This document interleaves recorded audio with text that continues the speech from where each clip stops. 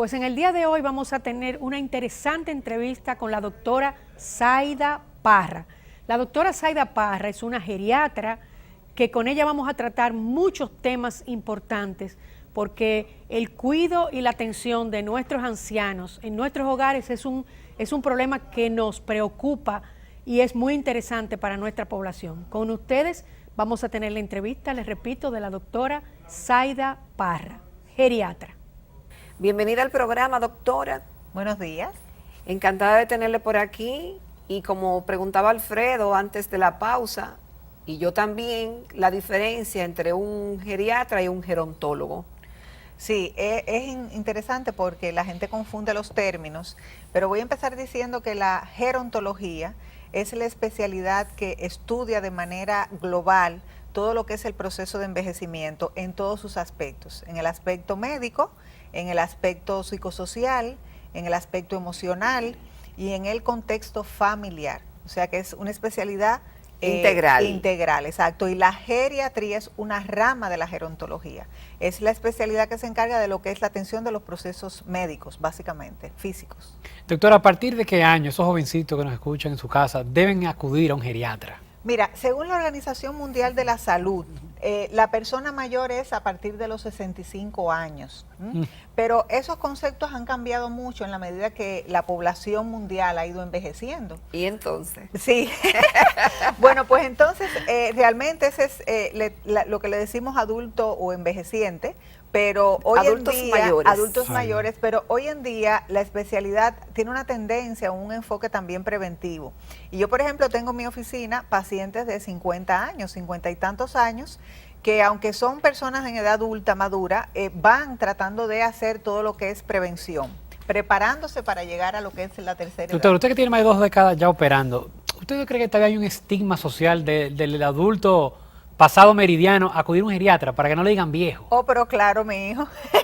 Yo tengo una señora de 92 años que le dijo a la hija, ni se te ocurra decir que mi doctor es una geriatra porque eso es para viejos. Y tiene 92 años. Exacto. O sea, todavía a nivel social hay un estigma y un poco de tabú de decir que uno está yendo al geriatra porque hay también estigmas y tabús con respecto al proceso de envejecimiento. Y no solamente en nuestra sociedad, yo diría que es un fenómeno a nivel mundial. Y sobre todo en lo que es Occidente, la gente no quiere envejecer. O sea, tú haces lo que sea por mantenerte joven. Sí. Y aceptar que tú estás envejeciendo es conflictivo, diríamos en nuestra sociedad. Entonces sí, pero realmente yo creo que cada día hay una mayor conciencia de la importancia y de la utilidad que tiene ser asistido cuando uno está envejeciendo por un especialista. ¿Por qué hay que ir a un geriatra después de los 65 años cuando hay alguna dolencia y no a un especialista del área que le duele al paciente? Sí, mira, nosotros, yo le decía a un compañero una vez, somos un poco como los AME, somos los que dirigimos el tránsito. Nosotros tenemos, y obviamente cuando un paciente mayor necesita un especialista por un problema importante, vamos a suponer del corazón, tiene una arritmia complicada, pues eso lo puede ver perfectamente, obviamente, el cardiólogo. Pero la visión del geriatra es diferente. Nosotros vemos al paciente en todo su contexto físico, porque estamos preparados como médicos internistas para atender todos los problemas de salud. Para ser geriatra hay que ser internista. Generalmente se pasa 1 o 2 años de medicina interna, sí. Primero medicina general, luego medicina interna. No necesariamente, por ejemplo, en mi país yo tuve que hacer medicina general primero y luego pasé directamente a hacer la especialidad de geriatría, pero hay países donde te exigen primero ser médico familiar, hay otros donde te exigen primero ser médico internista, todo depende del programa. Ahora, nosotros vemos al paciente mayor en otro contexto. Lo vemos en el contexto, por ejemplo, de sus problemas también emocionales, que hay mucha tendencia. Es muy común los problemas emocionales en los adultos mayores. Hay mucha frecuencia de problemas como, por ejemplo, la depresión en las personas mayores. ¿Qué tan común es y por qué? ¿Qué Mira, explica es eso? la segunda causa de motivo de consulta en los aspectos psicológicos. ¿Por qué? Mira, yo te diría que la tercera edad es una etapa donde aparecen pérdidas. Hay pérdidas en determinadas situaciones. Obviamente aparecen las enfermedades crónicas, cuando aparecen los problemas de azúcar, los problemas de presión, las enfermedades cardíacas, generalmente después de los 50 y pico de años. Pero además, los hijos crecen, se marchan, se alejan de la casa, a veces perdemos el cónyuge, a veces pues llega el momento en que laboralmente ya no somos productivos y tenemos que jubilarnos, y son una serie de contextos que hacen que la tendencia a la depresión sea mayor en las personas mayores. Y si usted me lo permite, yo le agrego la pérdida de vitalidad. Claro. Lo que pasa claro. cuando uno se mira al espejo, que ya no ve lo mismo. Exacto. Y exacto. la dependencia, si se quiere, de otros para cosas que uno hacía por uno mismo, tenga que ser asistido por otra persona. Eso es muy importante, porque estamos hablando aquí, Jacqueline, de la parte funcional, que es otro aspecto que nosotros como especialistas miramos. O sea, nosotros cuando evaluamos a un paciente, vemos todos sus problemas, incluyendo la capacidad que tiene ese paciente para desenvolverse por sí mismo y cuáles son los cambios que ha habido en cuanto a función en los últimos meses. Doctora, uno de los mayores miedos de las personas mayores es a caerse. Tienen tanta razón a ser así. Siempre tengo el tema de la operación de cadera. Como que luego de eso ya hay un declive en la vida de esa persona. ¿Es cierto esto? Claro, fíjate si es así, que en la geriatría como especialidad, los grandes síndromes geriátricos, uno de ellos es el síndrome de caída. Cuando nosotros vemos un paciente y lo hacemos la historia clínica, lo primero que una de las primeras cosas que preguntamos es si se ha caído en los últimos 6 meses. Bueno. Porque la caída te avisa, oye, ¿cómo es la cosa? Te avisa de futuras complicaciones y pone en riesgo al paciente.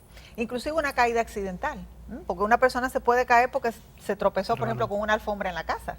Pero aún así, uno tiene que echar el ojo y tomar una serie de medidas para evitar, porque es un gran problema de salud en las personas mayores. ¿Y puede ser síntoma de qué? Una persona mayor de 65 años que nos escucha, que Ajá. ya se cayó en los últimos 6 Ajá. meses, ¿qué se le puede decir? Oh, pues muchas variables, son muchas las razones. Por ejemplo, ¿qué tú necesitas para caminar bien desde el punto de vista natural, fisiológico, cuando tú vas envejeciendo? Una es el ojo, o sea, tú tienes que tener una buena visión, una buena audición, porque la audición te da también, tiene que ver con el equilibrio, y un buen sistema sensomotor. O sea, si tú tienes un problema en una rodilla, si tú tienes una artritis, si tú tienes una neuropatía, todo eso afecta tu capacidad para caminar de manera correcta. Pero la caída avisa porque, por ejemplo, puede ser la causa de un problema cardíaco, de una arritmia que le da de pronto un bloqueo al paciente y ahí se cae o se marea, de un problema neurológico, cuando hay mala circulación cerebral, cuando hay pequeñas isquemias, o sea, te avisa de muchas cosas la caída.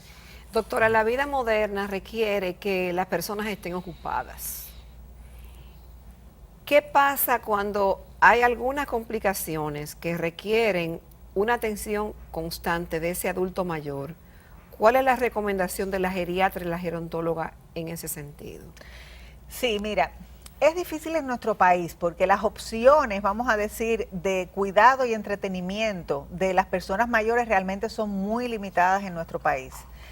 La persona mayor donde mejor puede estar es en su casa. Nosotros siempre recomendamos que, a no ser que haya una necesidad de cuidados especiales, que haya una soledad del paciente porque todos los hijos trabajan y el paciente se quede solo y a lo mejor se queda acompañado por una muchacha que no tiene la capacidad para cuidarlo bien, ahí recomendamos lo que es los centros de días, o sea, centros que existen, algunos que en el país, 1 o 2, donde el paciente puede ir a pasar su día en diferentes horarios y tienen actividades tanto físicas como recreativas, como culturales, y una atención por personas especializadas. Pero en el país hay estigma en ese sentido. Sí, ¿Por así qué? mismo. Porque cuando un adulto mayor, por alguna razón de recuperación, requiere asistir a esos centros, porque tiene la atención personalizada, tiene las enfermeras, tiene los equipos donde sentarse, donde acostarse, adecuado, que muchas veces en los hogares no está, pero el paciente y el estigma social dice, bueno, pero los hijos no pueden atenderlo, que lo tienen que llevar a esos centros. Así es, así es.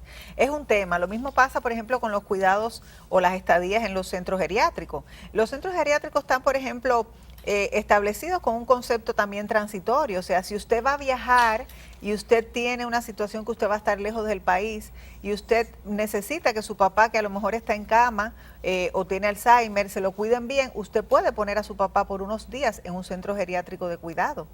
Si usted está agotado físicamente como cuidador, que eso pasa muchas veces, y usted ya no puede más, usted necesita descansar un poco de ese cuidado que es agotador, usted puede ponerlo unos días de manera transitoria en los centros geriátricos, pero no hay cultura para eso. O sea, nosotros no estamos preparados para eso, porque aquí cuando alguien pone su papá en un centro geriátrico, esa persona es horrible, o sea, es mala. ¿Qué fue lo que hizo? Porque es un papá tan bueno y lo puso ahí a cuidarse en un centro de esto de las personas mayores, o sea. Exacto, sin embargo, en real. otros países eso es común, Normal. que para que tengan un cuidado más especializado, Claro.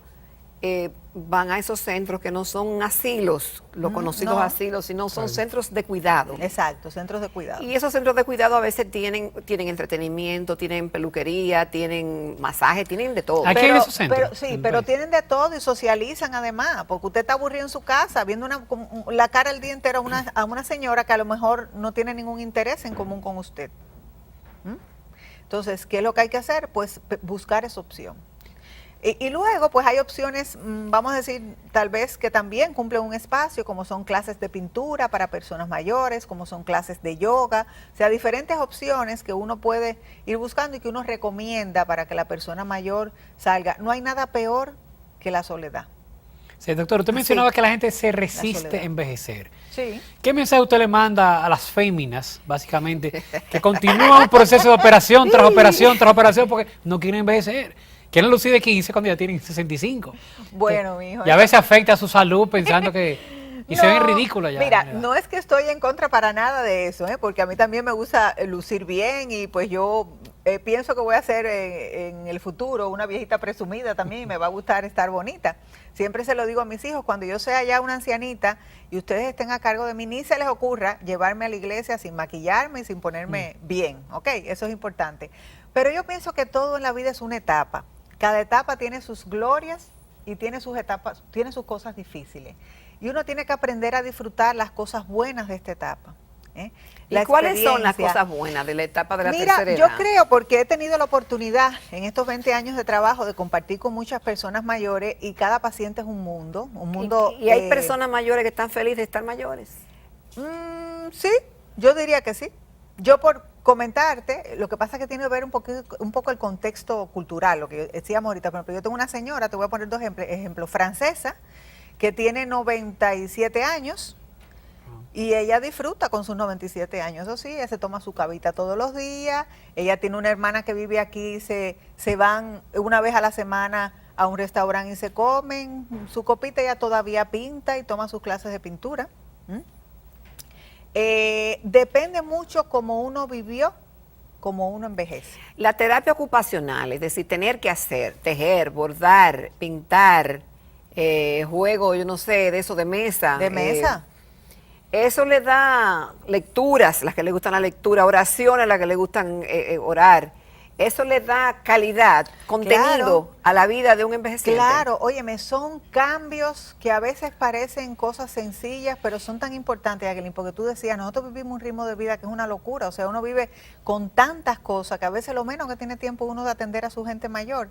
Y yo te puedo poner el ejemplo de otro servicio que hay, de una señorita, enfermera, que va a la casa, se pasa 2 horas diarias o 3 veces a la semana con una persona mayor, y lo que hace sencillamente es acompañarla, conversar con ella, la saca a pasear tal vez a la zona colonial el otro día, o fueron juntas y al cine y vieron una película. ¿Ese servicio existe aquí? Sí, ese servicio existe aquí.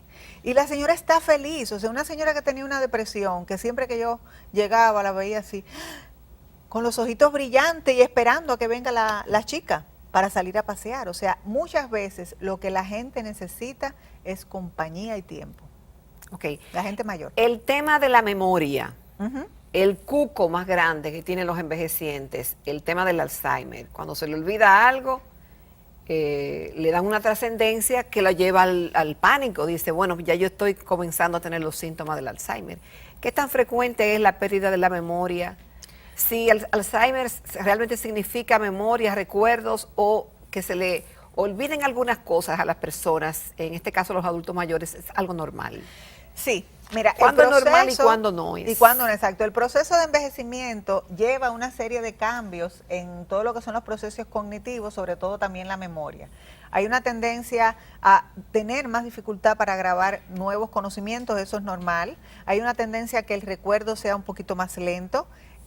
Pero cuando deja de ser normal de la edad y cuando deja de ser o empieza a ser una dificultad, cuando ya esas pérdidas empiezan a dificultar tu vida diaria. Por ejemplo, si tú eras capaz de llevar tus cuentas y cuadrar el dinerito que te entra todos los meses y pagar todo, y tú empiezas a tener algunas dificultades para confundir. Tú sabes que te confundes, que no puedes calcular bien, si tienes dificultades para hacer cosas que hacías antes que ya no haces. Por ejemplo, si ir al supermercado se te complica, porque uno parece que es algo sencillo, pero ir al supermercado lleva muchas cosas, muchas tareas, organizar lo que tú quieres comprar, hacer una lista, calcular tu presupuesto, escoger los productos que a ti te gustan, y esa complejidad de las acciones, normalmente la persona mayor lo puede hacer bien.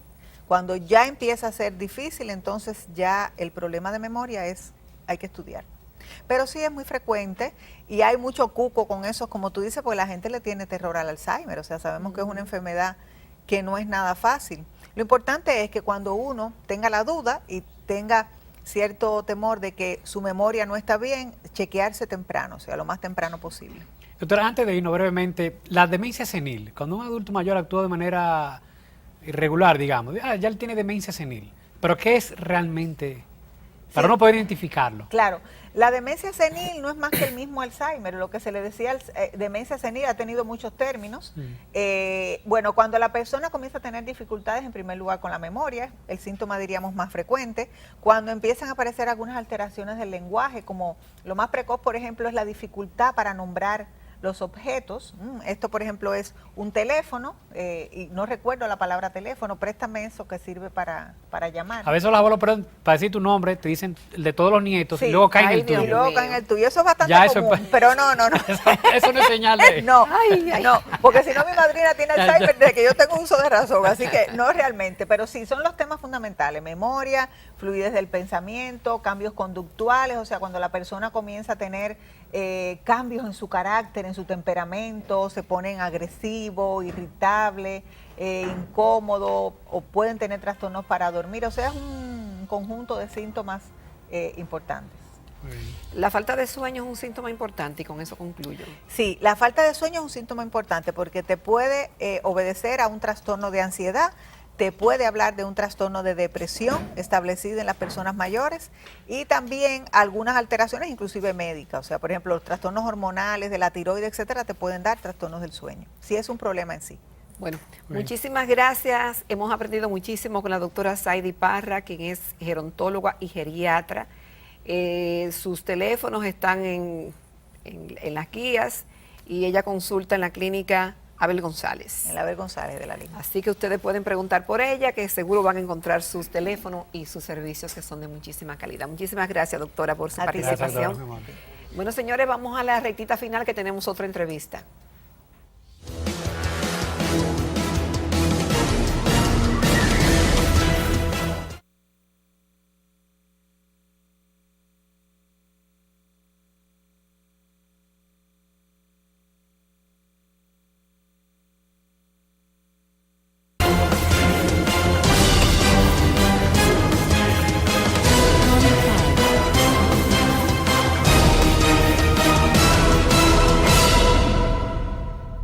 Contaremos con la participación de la licenciada Leiko Ortiz, gerente de mercadeo de Fundapec, que nos va a contar acerca de un festival de crédito educativo para los jóvenes. Así es, muy buenos días, gracias Bienvenida. por invitarnos. Mucho gusto en recibirle. Bueno, tenemos hace unas semanas un festival de crédito educativo digital. En este festival online, los jóvenes y cualquier persona puede optar por un crédito educativo para hacer sus estudios, ya sea de grado, posgrado, técnico, colegiatura si son niños, equipos y todo lo que se requieren para sus estudios para lo que es el crédito educativo. Pero, ¿y qué requisitos debe tener ese joven interesado en acceder a un crédito? Para acceder a un crédito, lo primero que tiene que saber es qué va a estudiar. Claro. Por eso, dentro de lo que es el Festival de Crédito Educativo, tenemos más de 30 instituciones que allí tienen su oferta académica. Luego de elegir qué van a estudiar, colocan el presupuesto de lo que van a estudiar y se dirigen a Fundapec, completan una solicitud en línea y dependiendo la situación de la persona, si trabaja, si no trabaja, tal vez sea muy joven y aún no ha empezado su vida laboral, entonces los requisitos varían. Pero básicamente lo que es su cédula, su presupuesto, una foto 2x2, su nota, es lo mínimo que se requiere para No optar necesita por estar el crédito. laborando ni tener un No empleo, necesita, nada. No, estar laborando porque se le puede optar por un garante o un fiador que le apoye durante sus estudios y en el momento que empiece a laborar, entonces empiece a pagar el crédito educativo. Ese apoyo que tiene Fundapec con esos créditos son para estudiantes excelentes. Bueno, O pueden ser estudiantes normales. regulares. C. Sí. De C, que Bueno. pasa de 70, Ahí, 72, rayando. Bueno, todo el mundo tiene el derecho de superarse, Claro. ¿correcto? Y todas las personas que tengan por encima de 70 pueden iniciar con la gestión del crédito educativo y continuar su carrera como profesional. Ah, muy bien. ¿Y dónde deben acceder? ¿Cómo van? ¿La fecha del festival? Bueno, Los el detalles. festival inició hace varias semanas. Lo único que tiene que hacer es entrar a fundapecfestival.com en línea y ahí empieza su gestión. Ah, muy bien. Sí. Ok. Se recomienda que los estudiantes depuren muy bien, quizá con asesoría, digo yo, la carrera que van a estudiar antes de optar por la solicitud. Es lo ideal porque así se mantiene con una misma carrera durante su crédito, mas no es inconveniente si el estudiante quiere cambiar de carrera en lo adelante y más o menos, pues lo ideal es que ya de inicio sepa qué estudiar. Ok. Si varía, no hay inconveniente con su crédito. Y tiene que mantener un nivel de nota para mantener el crédito. E inicialmente debe tener 70, más como no somos institución bien, académica, está bien. pues no verificamos la nota luego de optar por el crédito. Lo ideal es que sí sea un buen estudiante, porque si no le van a dar de baja en la universidad. Exacto. Así es. Bueno, pues muchísimas gracias. Si quería agregar algo más que usted entienda que deben saber los que quieran optar por el crédito, si Claro que puede sí. hacerlo ahora. Hay un tema que usted mencionó, que es el tema de la asesoría. Nosotros inmediatamente una persona inicia la gestión de su crédito educativo, tal vez sea el primer crédito en su vida que la persona va a tomar y va a iniciar una gestión que tiene mucha importancia como persona en el ámbito crediticio. Entonces, inmediatamente la persona inicia la gestión, se le asigna un asesor de crédito. Esta persona le va a colaborar de manera inmediata de qué requisitos debe completar, documentación, cuál es el proceso, y le va a dar seguimiento a las personas para que su crédito salga en la mayor brevedad posible y pueda cumplir con los tiempos de la institución académica. Adicional de esto, nosotros tenemos como apoyo a nuestros estudiantes lo que es la comunidad Fundapec. En la comunidad Fundapec nosotros tenemos una bolsa de empleos donde los jóvenes pueden colocar su currículum y acceder a la oportunidad de empleo dentro de lo que es el ámbito laboral. Muy bien, muchísimas gracias, Ley Ortiz de Fundapec. Ya saben, los jóvenes que quieren acceder a un crédito, ya no hay excusa. Vaya a Eso es verdad. Fundapec, entre a la página web, repítela brevemente, licenciada. Fundapecfestival.com. Ya lo saben.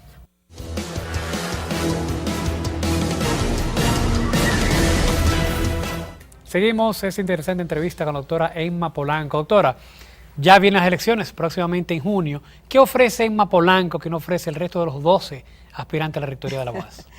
Nosotros estamos comprometidos con la universidad de hacer un trabajo transparente, decirle al país cómo se gasta el más mínimo centavo que entra a la universidad y que aportamos todos.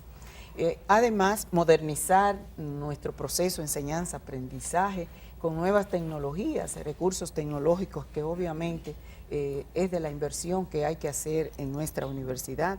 Nosotros estamos comprometidos a climatizar las aulas, modernizar los espacios académicos donde nosotros impartimos docencia. Darle seguridad a las instalaciones.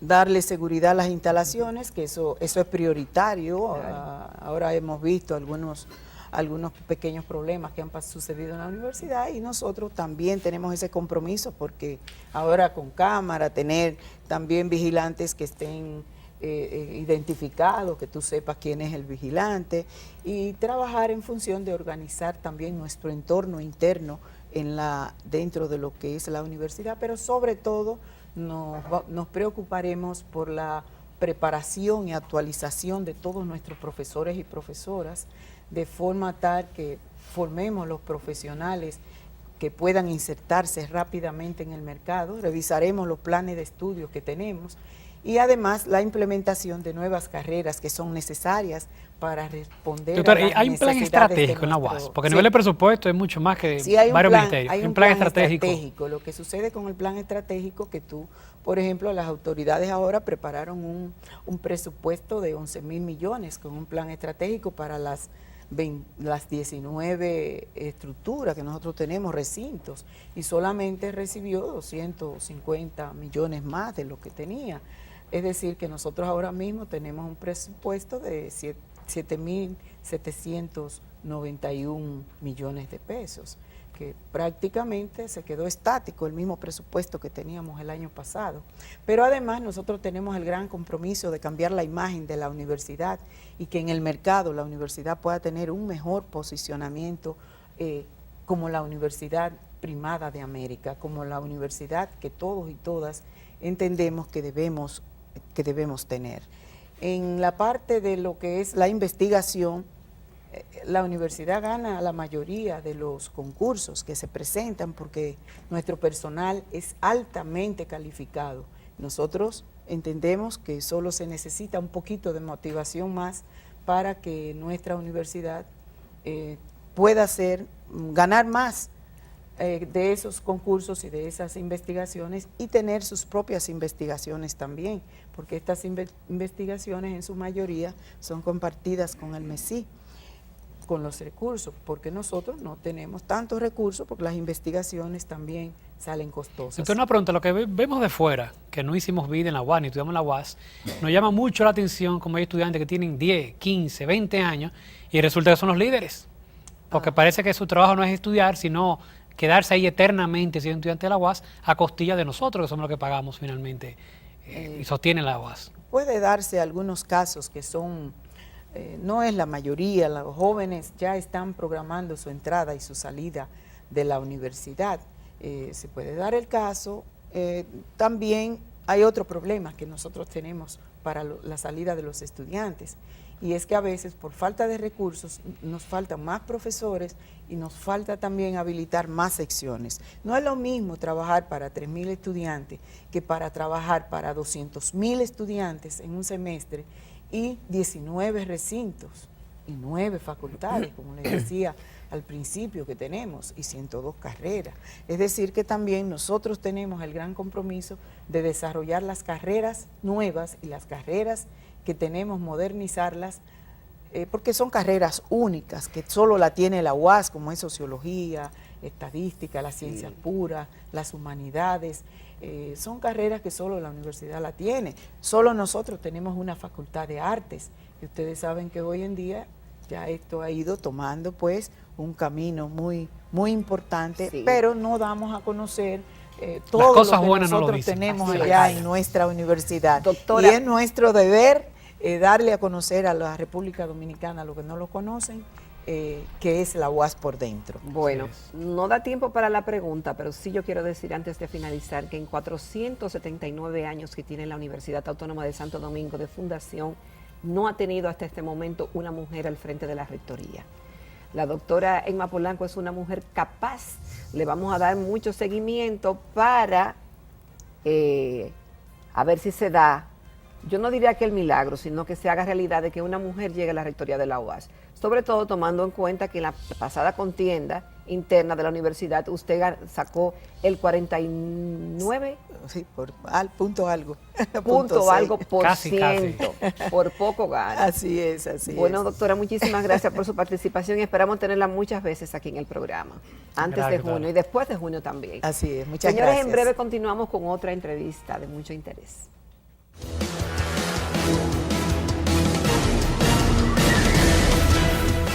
Tal como habíamos anunciado, contamos esta mañana con la participación del licenciado Rafael Calderón, exsecretario técnico de la presidencia, que ha estado en funciones municipales y yo creo que es la segunda vez que repite como senador. Así es. bienvenido de la provincia Azua de Compostela. Bienvenido al programa otra vez, señor Muchas Calderón. gracias, muy buenos días, estoy a sus órdenes. Bueno, lo primero es que yo quiero saber, y mucha gente quiere saber, si usted fue de los invitados a una convocatoria que hiciera el ministro administrativo José Ramón Peralta a senadores seleccionados. Si es cierto que Yo se espero- produjo esta actividad. Yo espero que eso sea una pregunta de introducción jocosa, No. para entrar en los temas de más profundidad. No porque- es jocosa, es No. una pregunta de mucha profundidad en no, el porque sentido. no entiendo por qué han hecho tanto ruido con un tema tan elemental, tan simple. Porque, el Pero- ministro Peralta invitó a su casa. Y usted se a produjo una esa parte reunión. de los legisladores, senadores en particular, en este caso. ¿Usted esos fue? Sus amigos, claro. Se produjo esa reunión. Mira, yo le escribía por correo electrónico a José Ramón Peralta, solicitándole una cita para tratar temas formales. Ya. Y él me devolvió, dice, no puedo hoy. Nos juntamos en mi casa a una actividad social el miércoles a las 7 El de la noche. miércoles. 7 Porque de la coincidió que solamente se invitó, digamos, a una facción y no se invitó entonces a la otra. Tal Porque vez eso fue lo que Él causó. invitó a lo que él entendía, porque a tu casa tú invitas a quien tú quieres. Exacto. Y Ahora no es bien, que sea enemigo de nosotros tampoco. Claro. ¿Sí, no? Y ahí no se habló absolutamente nada formal. Y mira, se habló los de temas padrón que yo tenía abierto, para hablar ni- con él, no los pude tocar porque ese fue un ambiente es decir, ahí ameno, no de se habló de intercambio las social, primarias. ni de primaria, y mucho menos de reelección. Nada, ahí no se habló de política. ¿Y de qué se habló? Un conversatorio entre uno y el otro. Y yo, por ejemplo, Social, yo que no completamente. juego billar, ahí él tiene un billar en la terraza de su casa, me puse a jugar billar con él y con 2 o 3 más, para matar el tiempo, digamos, en lo que aparecía la cena. Y la cena vino y ¿Qué nos lectura? cenamos y cada uno se fue. Entonces, ¿qué lectura, senador, usted le da a todas las conjeturas que los medios Es que no ayudan en nada. le Todo ha, el que le ha está, dado y se ha analizado de que hay una división y de que No, hombre, no, eso hay son- problemas y Oye. que esa reunión evidencia o saca a relucir esos inconvenientes internos porque los que estaban ahí eran simpatizantes supuestamente de Danilo Medina y los que simpatizan por Pero- Leonel no los invitaron. Pero que se reúnen a cada rato, o la gente de Danilo y la gente de Leonel, y ellos cada uno invita a los que quieren que estén ahí en esa reunión, y no pasa nada. Y no pasa nada, porque eso es normal. Tú puedes invitar un día a un grupo de tus amigos y otro día invitas a otro y a alguna parte de eso no los invitas. Y no pasa nada. Pero en los medios no había un Franklin Almeida muy fuerte, muy crítico. Luego leyó al senador Sí, de La pero yo Vega pienso que- quejándose de que Leonel se junta con un grupo que no Yo- se siente yo te voy a cómodo en La decir, Vega. Yo pienso que eso no nos ayuda en nada. ¿El qué? O sea, reaccionar de ese modo, porque a veces puede ser que el amigo Franklin le hayan dado una información incorrecta, y le hayan dicho que esa reunión fue para tal cosa, o que había una agenda que se trató este tema o aquel tema. Probablemente le dijeron eso. Yo fui de los primeros que llegó a esa reunión y te puedo asegurar 100% que ahí no hubo nada formal ni ningún tema así de profundidad para tratarlo. Eso no fue para eso. Y nosotros lo que dijimos fue, bueno, esto fue el primer encuentro navideño, la primera invitación que nos hace en Navidad, Nada que ver con el padrón. en lo nada que ver. absoluto. Ahora hay gente que se aprovecha de cualquier cosita para tratar de crear cizaña y creyendo que van a dividir al PLD, que el presidente Danilo y el presidente Leonel se van a pelear. Oye, y están equivocados. ¿Por qué Eso están que equivocados? soñando con eso.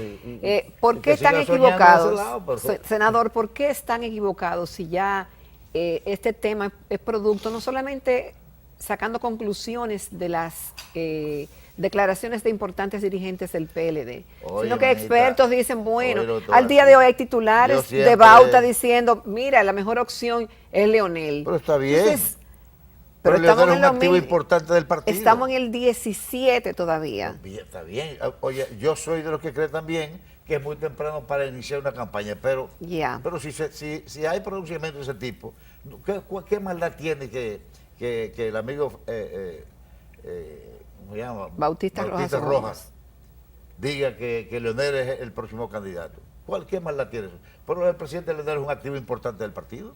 Fíjate. Fue presidente en 3 ocasiones. Senador, pero Tiene un liderazgo. pero viendo tan tiene- cerrado que están las dos facciones, ¿no pudiera crearse, no una división, pero sí un conflicto donde puedan, por ejemplo, perder la No, pero elección? ustedes nada más tienen que ver los resultados. ¿Cuántos años tiene el PLD en el poder?